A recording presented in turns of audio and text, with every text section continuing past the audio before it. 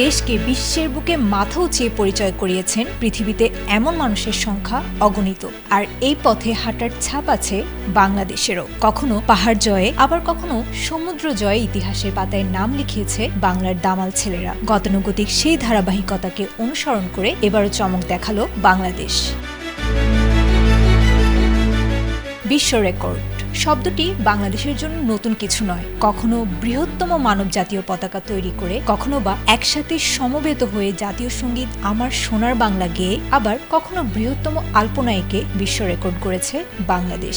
এবারও তার ব্যতিক্রম ঘটেনি। আকাশে লাল সবুজের পতাকা উড়িয়ে আবারও রেকর্ড গড়ল লাল সবুজের দেশ বাংলাদেশ।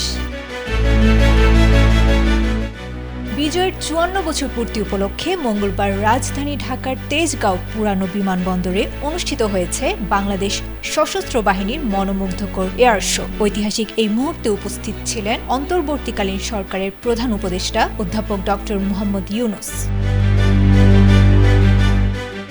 বিজয়ের এই বিশেষ আয়োজনে টিম বাংলাদেশের 54 জন প্যারা জাম্পার সম্মিলিতভাবে পতাকা হাতে স্কাই ডাইভিং করেছেন। তাতে নতুন করে বাংলাদেশ নাম লেখালো বিশ্ব রেকর্ডে। এখন পর্যন্ত এটি বিশ্বের বুকে সর্বাধিক সংখ্যক পতাকা হাতে প্যারাশুটিং করার রেকর্ড। এয়ার শোয়ের শুরুটা হয়েছিল ফ্লাই পাস্ট মহড়া দিয়ে। বেলা 11:30টায় সেনাবাহিনী, নৌবাহিনী ও বিমান বাহিনীর সমন্বয়ে অনুষ্ঠিত হয় এই মহড়া। এরপর হেলিকপ্টারগুলো একে একে বহন করে বাংলাদেশের জাতীয় পতাকা এবং সশস্ত্র বাহিনীর পতাকা। বিমান বাহিনীর উড়োজাহাজগুলো থেকে আকাশে ছড়িয়ে পড়ছিল হরেক রকমের রং, আর তা দেখে উচ্ছ্বসিত হয়ে পড়ছিলেন উপস্থিতি দর্শকরা। কেউ কেউ আবার স্মৃতিচারণের জন্য সেই মুহূর্ত ধারণও করছিলেন ছবি তুলে এবং ভিডিও করে।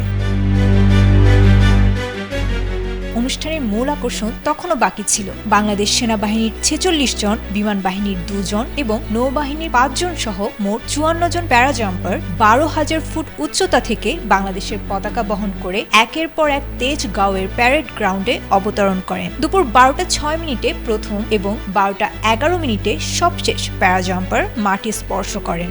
এর মধ্যে 6 জন প্যারা জাম্পার সুদানের আবেই অঞ্চলে নিহত 6 সেনার নাম ধারণ করে ডাইভ করেছেন, যারা শান্তিরক্ষা মিশনের ড্রোন হামলায় শহীদ হন।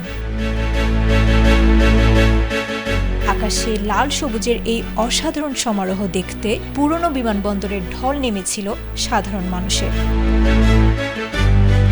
Desk report, ATN Bangla, Dhaka.